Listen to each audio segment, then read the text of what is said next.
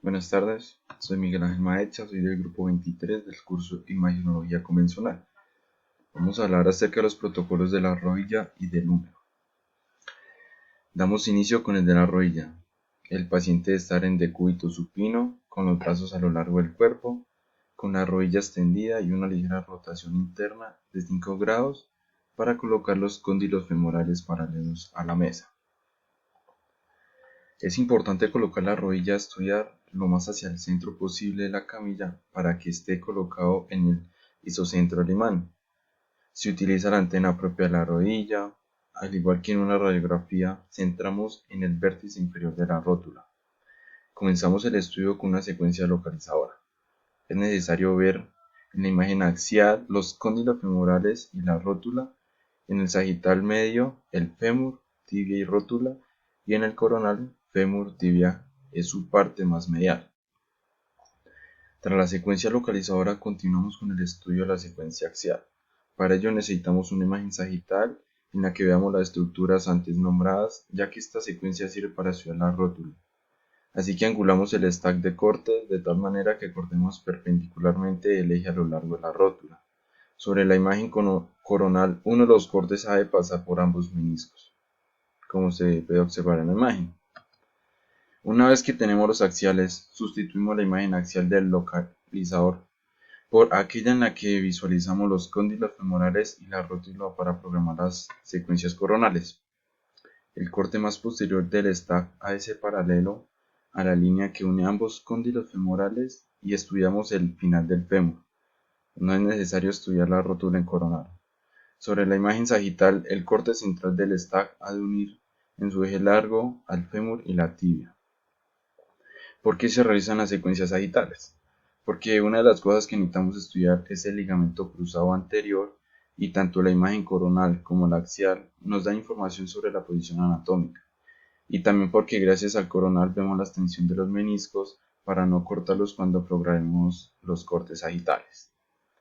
Una de las imágenes centrales del coronal vemos una imagen lineal hipointensa que va desde la cara interna de la cresta tibial interna hasta la cara interna del cóndilo femoral externo. En la imagen axial vemos cómo esa misma imagen lineal recorre la cara interna del cóndilo femoral externo. Para programar las secuencias sagitales sobre la imagen coronal tenemos que hacer que uno de los cortes siga la misma dirección de la diáfisis del fémur y tibia, de tal manera que otro de los cortes pase por el ligamento.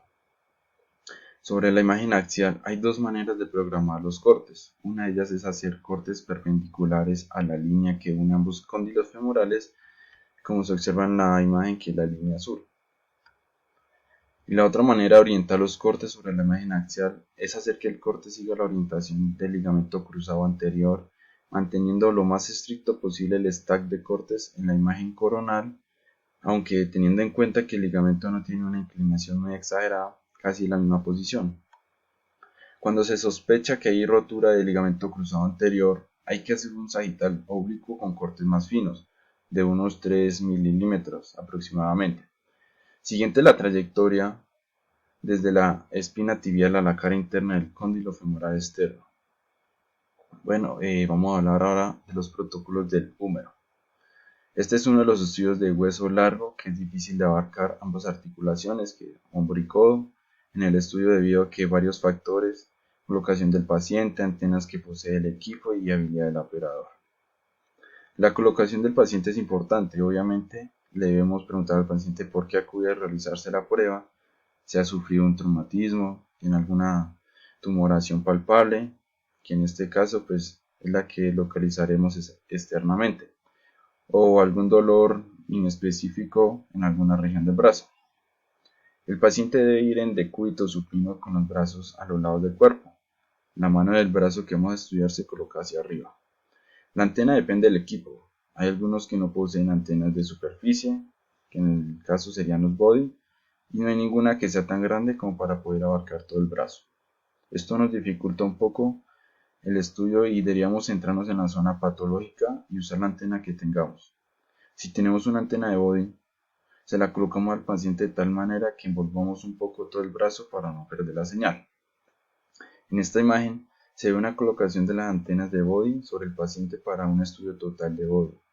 Podemos pensar que los brazos no están dentro de la antena y que por lo tanto no podríamos estudiar un número, pero en ese caso la antena la echamos hacia el lado de la extremidad a estudiar para cubrirla completamente.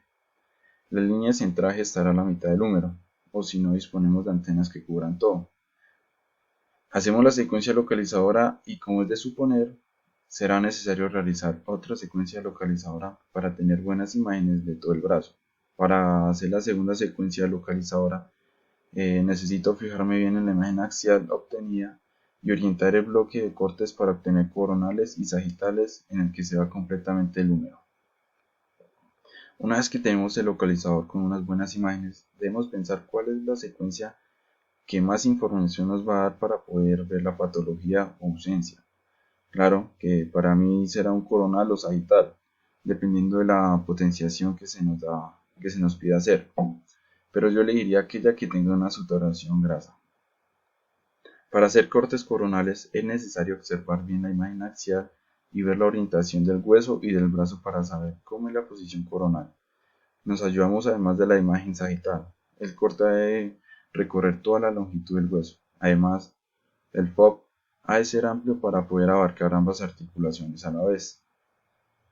Una vez que tengo las imágenes coronales y puedo visualizar la patología, realizaría cortes axiales centrados en patologías, disminuyendo el número y grosor de cortes. Para ello debo trazar una línea imaginaria, tanto en la imagen coronal como en la sagital, que recorra la longitud del hueso y angular el bloque de cortes perpendiculares a esta línea. El FOB ha de ser lo suficientemente pequeño para tener una buena relación C/R. Finalmente, realizaremos las secuencias sagitales, nos fijamos en la imagen coronal y seguimos la línea longitudinal del hueso, de tal manera que los cortes serán paralelos a esa línea. En la imagen axial debemos ver cómo está colocado el brazo angular y el bloque de cortes para dividir el brazo en dos mitades, derecha e izquierda. El FOB también ha de ser amplio para poder estudiar ambas articulaciones a la vez. Gracias.